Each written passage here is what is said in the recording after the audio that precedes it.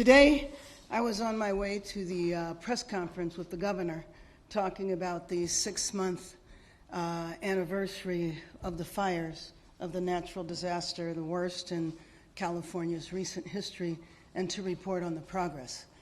While I was on the way, though, I got alerted that there was an ICE operation, military intervention, who knows, at MacArthur Park. I turned around, we went to the park. I could see a helicopter in the air. I think it was a Black Hawk helicopter. And I saw military tanks.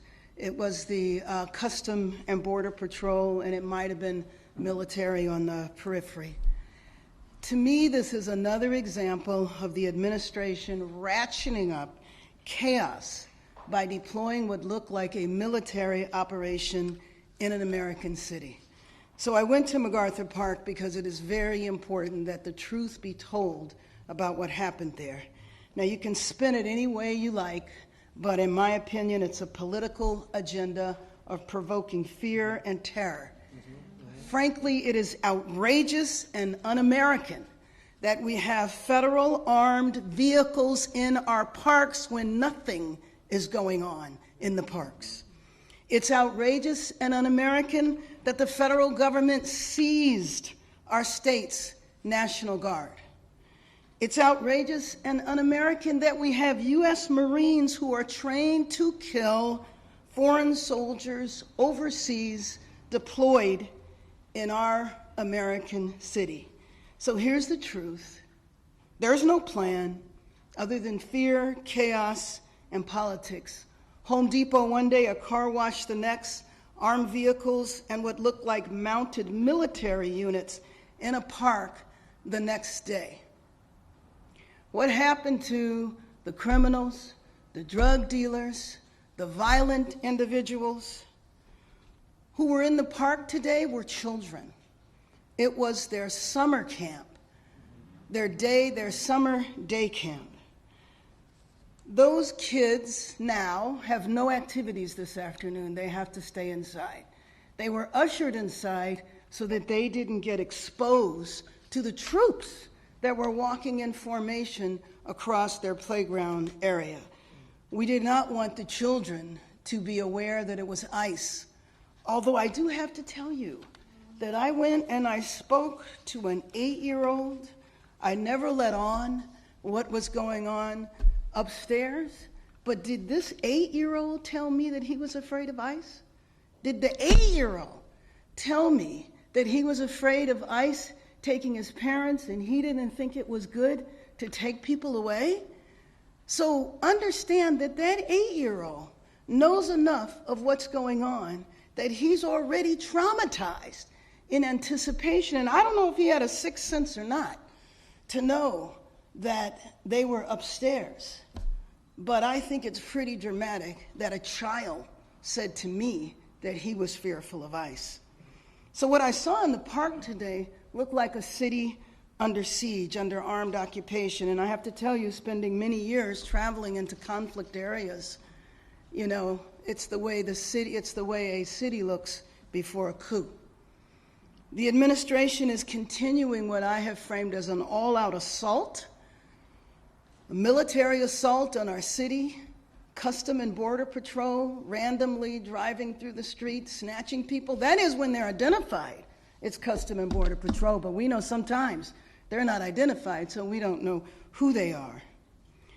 Well, I just think it's important that we continue to tell the truth to the American people. There was no protest. There was no disorder that required that. MacArthur Park, we've been working on, the mayor's office and the councilwoman here, Councilwoman Hernandez, have been working on to improve conditions in that park for the last couple of years. And I just want to say, do we have the ability to show this? Because I did want, the world needs to see the troop formation on horses walking through the park in search of what? In search of what? They are walking through the area where the children play. The children had to be ushered off. What you see is them in a skirmish line with the horses walking through. I do not believe that anyone was detained. Maybe they were. But then again, I don't think the goal is to detain. I think the goal is to spread fear. I think that's what it is. It's to terrorize Angelenos. It's to say to immigrants that are in our city of immigrants that they need to stay home. They shouldn't go to work. They shouldn't go to school because we're coming after you. Let me just acknowledge the organizations behind me. SALAF, the Salvadorian American Leadership and Educational Fund, CHIRLA, Carescen, Clinica Romero, SEIU USWW, SEIU 721, St. John's Clinic. By the way, the St. John's Clinic was attempting to provide medical care to people in the park. They had to shut down because of the troops. Proyecto Pastoral, representatives and staff, local, state, and federal levels, UTLA, and the Central City Neighborhood Partners. With that, let me introduce the President of the City Council, Marquise Harris Dawson. Thank you so much, everybody, for being here, and thank you to Mayor Bass. The council is, Mayor Bass, it's one of the toughest moments we faced as a city. In a city council of 15 members, it's rare that we all sign on and take the same position forcefully on an issue. And last week, Tuesday, we stood together, all 15 of us, condemning the raids, asking ICE to get out of our city, and indicating that we're going to remain resolute on our status as a sanctuary city. This morning was horrifying for so many of us. I happened to be on the phone with the chief about another matter, and he starts to describe to me what he can see on video happening in MacArthur Park, which by all the videos that we see and all of it and all the inside information that we've gotten, it's not clear that anybody was picked up. It's not clear that there was even a illegitimate immigration enforcement goal for this morning's.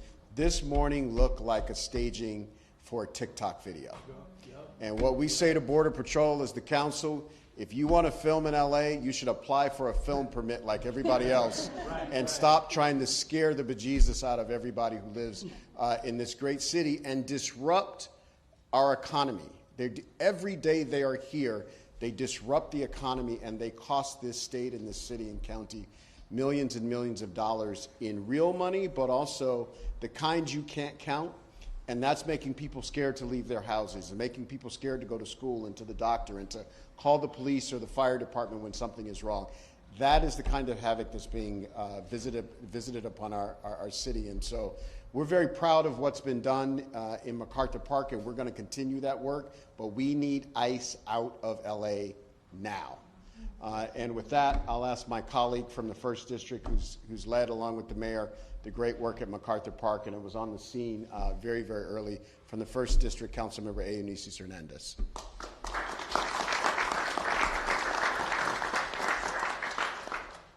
This morning, we witnessed the latest escalation in the Trump administration's depraved campaign against our city. The National Guard descended onto MacArthur Park, bringing troops, military weapons and equipment, and armored vehicles to a community park, a community hub, a place where families gather.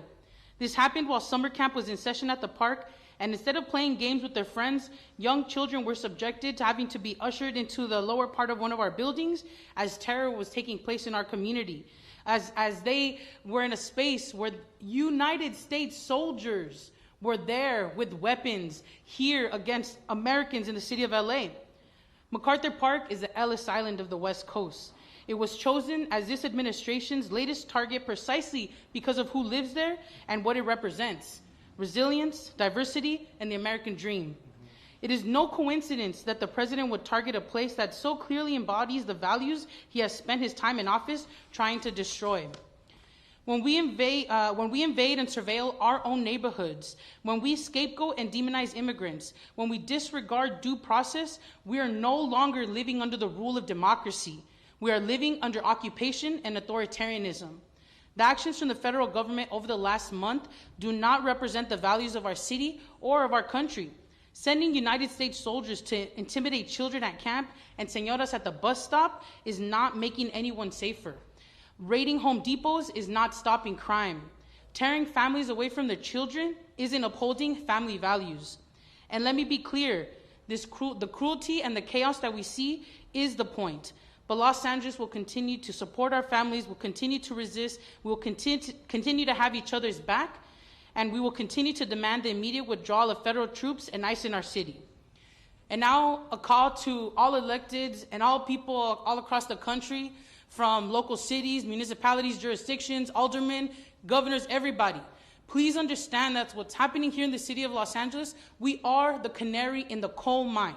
What you see happening in MacArthur Park is coming to you. $140 billion new budget for ICE. What do you think that's going to do? That's going to transport what's happening here in our neighborhoods to your front doorstep. So wake up.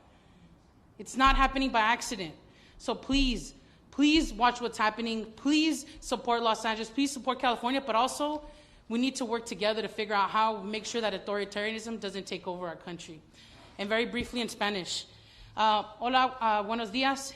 Yo me llamo Eunices Hernández, soy la concejal representando el primer distrito aquí en la ciudad de Los Ángeles, que también incluye el vecindario y la área de MacArthur Park. Hoy lo que vimos ocurrir en MacArthur Park fue que agentes federales llegaron en caballos, con trocas militares, con pistolas, a tomar espacio, a crear terror y miedo aquí en nuestra comunidad. No tenemos los números de gente que se han llevado o se han robado.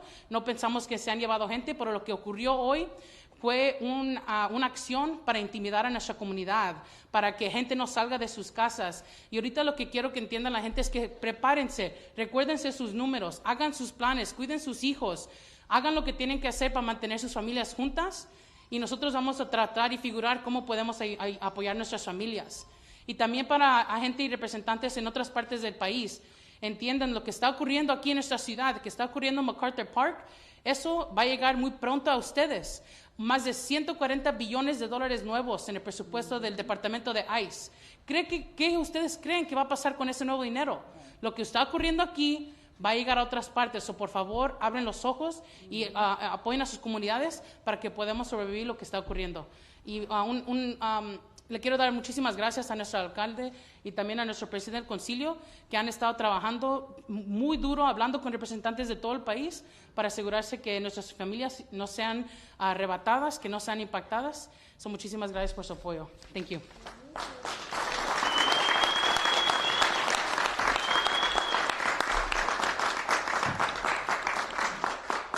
Let me now introduce Maria Soria from the St. John's Community Health Street Medicine Team. Hi, my name is Maria. I work for St. John's medical team, street medicine. I'm sorry, I'm nervous for street medicine. Every Monday we go to MacArthur Park to help the homeless, give them their basic needs.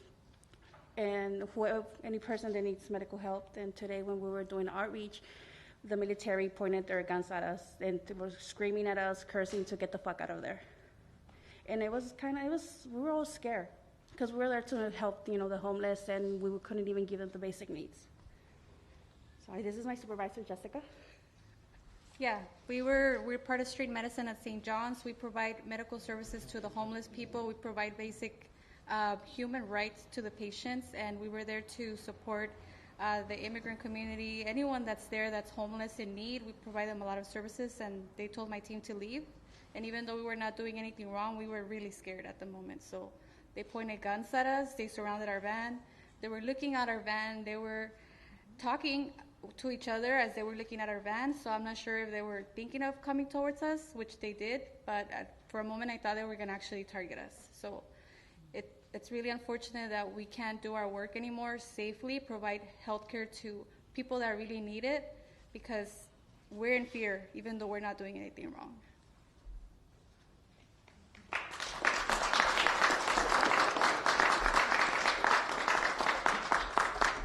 Looking for the hardened criminals with St. John's Clinic.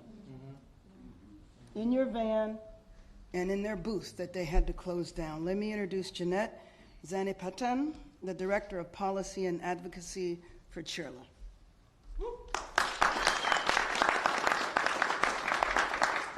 Good afternoon. My name is Jeanette Sanipatin. I'm the Director of Policy and Advocacy at CHIRLA.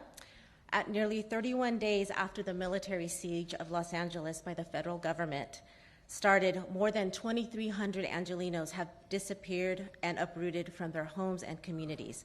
One of the largest concentrations of armed personnel gathered today in the heart of Pico Union at MacArthur Park in Wilshire to inflict terror and confusion simply because they can.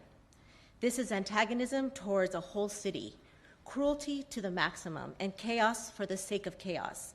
This isn't immigration enforcement. It's an assault of American values, and if it can happen in Los Angeles, it can happen anywhere.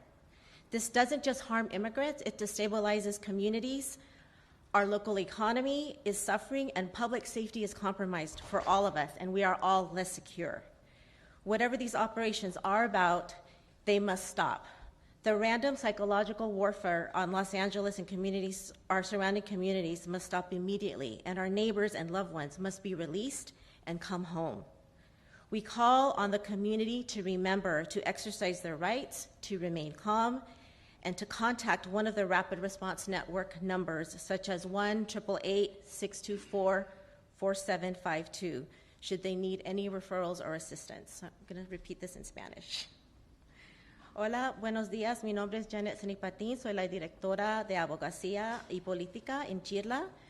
Casi después de 31 días del inicio de las operaciones de ataque militar en Los Ángeles por parte del gobierno federal, con más de 2,300 angelinos desaparecidos y separaciones de sus hogares y de sus familias. Una de las mayores concentraciones de personal armado se reunió hoy día en el corazón de Pico Union, en el parque de MacArthur Park, para sembrar puro terror y confusión simplemente porque quieren. Los cambios tácticos seguimos mirando de esta administración muestran que su crueldad no tiene límites. Y la razón por qué lo hacen es porque pueden y quieren nada más. Esto no es control migratorio, es un ataque a los valores estadounidenses. Y si puede ocurrir aquí en Los Ángeles, puede ocurrir en cualquier lugar.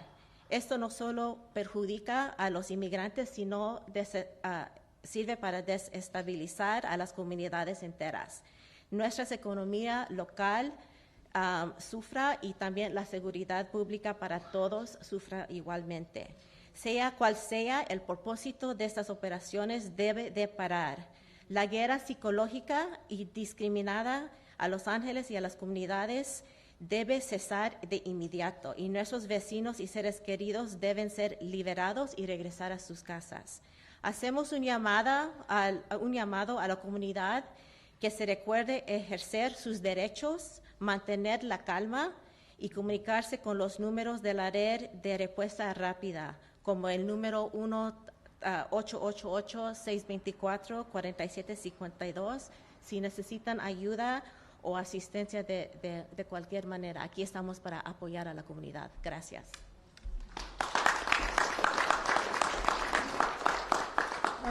Before I open it up for questions, I just wanted to make two quick points, which is, I don't know if it was the goal of the administration to divide this city.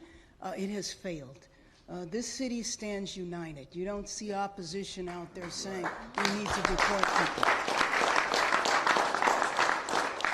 The fact that there's so many people behind me, and by the way, this was pulled together in a very, very short amount of time, I think is an example of the urgency and the outrage that we all feel. When I got to MacArthur Park, by the way, and my purpose was, one, to witness what was going on, but then when I got there, to do what I could to stop it. And so I asked the person, an individual from the Custom and Border Patrol, who was in charge. They put me on the phone with the individual. I said that this needed to end. What was the purpose in them being here? But it absolutely needed to end. He said that they would be leaving within minutes. And I believe a few minutes later they left, but they clearly had been there for a while. With that, let me open it up and I'll turn it over to Zach. First question to Alex, then down in front to Oren, and then up here to Mayor Bass, it's now been 30 days since the first major operation that kind of led to this string of protests. Anything else you'd like to add about what you've seen in the past 30 days and your message to the community, as it's clear that the feds say they're going to continue on with this work in Los Angeles? Well, my message to Angelenos is, and I'll say it over and over again, we are a city of immigrants, and we support Angelenos, period, regardless of when they got here, where they came from, or why they're here. And we're going to continue to stand strong. We know that there are entire sectors of our economy that cannot function without immigrant labor. We also know the pain and the suffering and the lifelong trauma that this does to families, in particular to children, not to know where their parents might be or might not be one day to the next. I think that is very important that we always make that clear, and that we continue to push back and use every possible means we have, and one of which is legal, and the other one is with organizing and expressing our collective outrage. We're going to go Rachel and Keith and then Miller. Can you talk about, is there any sense of the timeline when the federal operations are going to cease in the city of Los Angeles? No. No, there's no sense. And then, you know, frankly, we are managing by rumor. And so when we hear of a rumor, which we had heard rumors about MacArthur Park for some time, and today they came to fruition, which was a real, you know, again, just such a disservice to the city. What was going on? Now, just by chance, I drove by MacArthur Park this morning on my way here, as I often do. And the park was quiet. There were some of the usual actors that are there until we deal with the addiction, you know, and mental illness. But that's the whole point of St. John's Clinic. That's the whole point of the healthcare providers. That's the effort the councilwoman has been leading, is that we need a comprehensive response to the area. But your question, I'm sorry. No, we don't know how long this is going to last. I've heard 30 days. I've heard 60 days. We're going to go Pete and then Miller, and if folks could say what outlook they're looking at. Madam Mayor, would you say that this was a pushback by the federal government regarding the statements that most of the people here have said over the last 30 or 40 days regarding this is LA, ice out, everything else, and they're responding by saying, sorry, this is federal law, we're going to enforce it here? You know, if that's the case, if our troops would be used in that manner to push back because of statements that have been made, that's extra outrageous. That's a use of our tax dollars. That's a misuse of the young women and men who sign up to serve. I think of the National Guard that are here unnecessarily. They've pulled people away from their families, away from their work, away from their school. People wind up losing jobs. They wind up not finishing their education for somebody's political stunt.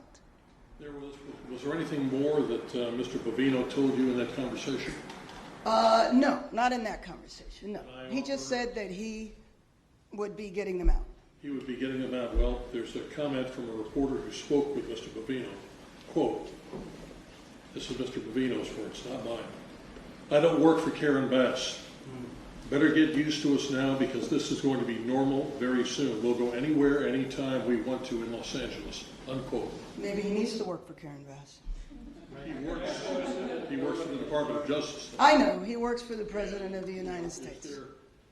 Is there a time perhaps to lower the rhetoric and lower the temper of the rhetoric on both sides if you indeed want to try to... Absolutely, as soon as they stop marching troops that disrupt our kids in parks. Yes, and then you know, Pete, I mean, there's conversations that happen in public, and then there's other conversations too. Would you characterize this as an arrest or reconnaissance?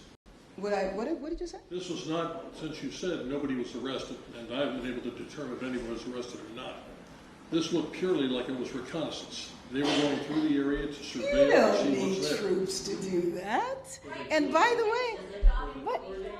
way, how about using undercover folks or drones? They really needed to use all of that military equipment as reconnaissance? Yes, do you think it was just a dog and pony show? Well, I call it a political stunt. If you want to call it a dog and pony show, go right ahead. Same thing. With this going on for more than a month now, are you starting to feel like you're not even in control of the situation, or is there a feeling of helplessness? No, I will never feel helpless, and I don't think anybody here feels helpless. That's not in our DNA. We're going to continue fighting. Summer of resistance. It started the summer. Mayor Bass, he's calling for you to get used to it. What is your response I'm not going to to get that? used Is to there it. ever a scenario? I'm not going to get used to it because last I checked, I was elected to be mayor of the city. That did not include a federal takeover. So either you believe in democracy or you don't.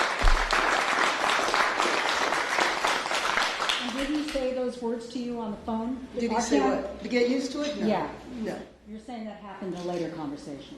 No, he didn't say that. He didn't talk to me the way he talked to you. I think he knows better. We're going to go down in front and then over to the Mayor Bass, for the past 30 days, I've been hearing a lot of statements about how you are against the raids, how you oppose the raids. What I haven't been hearing from your office, or really from the city council office, is what is being done. Are there any executive actions, or are there any legislative actions that are actually going to be concrete that is going to stop or prevent? So let me just tell you, and then I'll also, of course, turn it over to my council colleagues. I think our actions have been concrete. There will be an executive directive coming out from me in the next few days, but one of our recourses is legal, and working with our city attorneys as well as outside attorneys, some of whom are here. So filing lawsuits, still having faith in at least one branch of our government, the judiciary, in hopes that we could get this stopped. Would you? You said in the next few days. I mean, it's been a month. And why the long term?